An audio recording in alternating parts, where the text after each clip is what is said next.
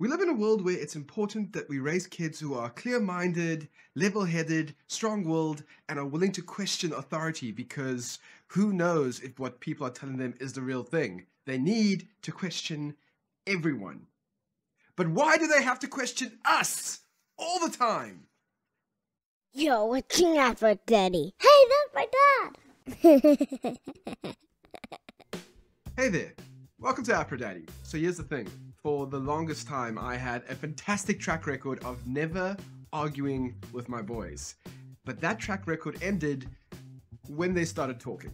The moment that they could learn to say words that are opposed to the words that I'm saying, they would say those words. Words like, no, I don't want that. No, I don't want to do that. We shouldn't do that. I don't want to go there. No, no, no. I think both of them learned to speak just so that they can argue with me. Because that's all they seem to do a lot of the time. For instance, it's Eli's birthday week this week. He's turning 7. But here's a video of him the day before he turned 2. Eli, how old are you turning tomorrow? 3. No, Eli, you're turning 2 tomorrow. Yes, you're turning 2 tomorrow. Eli, how old are you turning? 3. No, Eli, you were born 2 years ago tomorrow. So you're turning 2.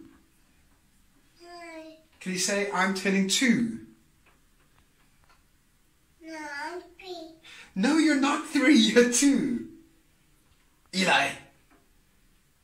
Now don't sulk. Don't sulk because you're not turning 3. That's right, that's a video of my almost 2-year-old son arguing with me that he's turning 3. For some reason, in his brain, he just assumed that he knows how to count better than his 30-something-year-old dad, even though he doesn't even know numbers yet. But no, he knows better. You know, both Julie and I agreed that we would never be the do this because I told you so parents. But I think that's one of those things that's really easy to say before you're a parent, and when you're actually a parent to a child who's arguing with you, it is very difficult to keep up that standard. Because the whole theory behind that, right, is that you should be explaining your decisions to your children to help them understand why doing these things or living a life in a certain way is important. So you're not just telling them to do something, you're helping them understand how and why to do it themselves. It's a way to help them develop as people, which is great.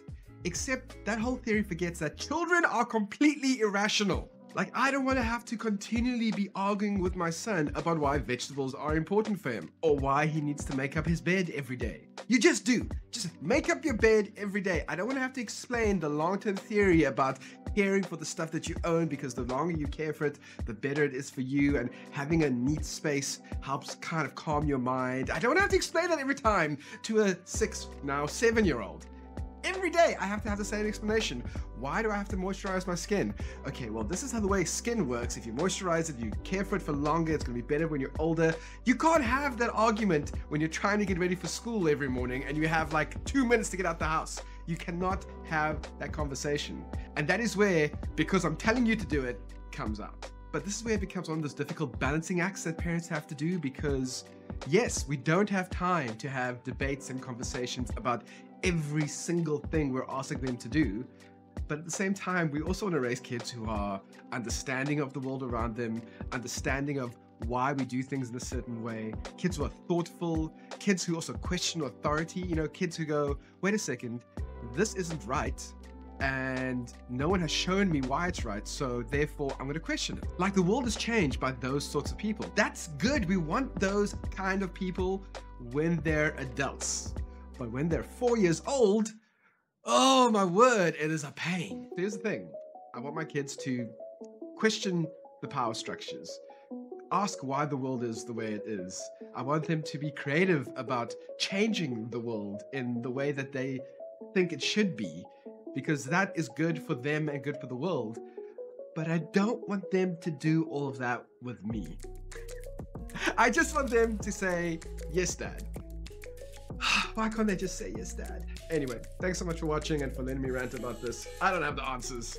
I guess it's one of those things that you're just continually battling while you're a parent. And I guess it gets worse, right? Because my kids are only 7 and 8, and when they're teenagers, I can imagine that what I'm complaining about will be at maximum levels. So really looking forward to that.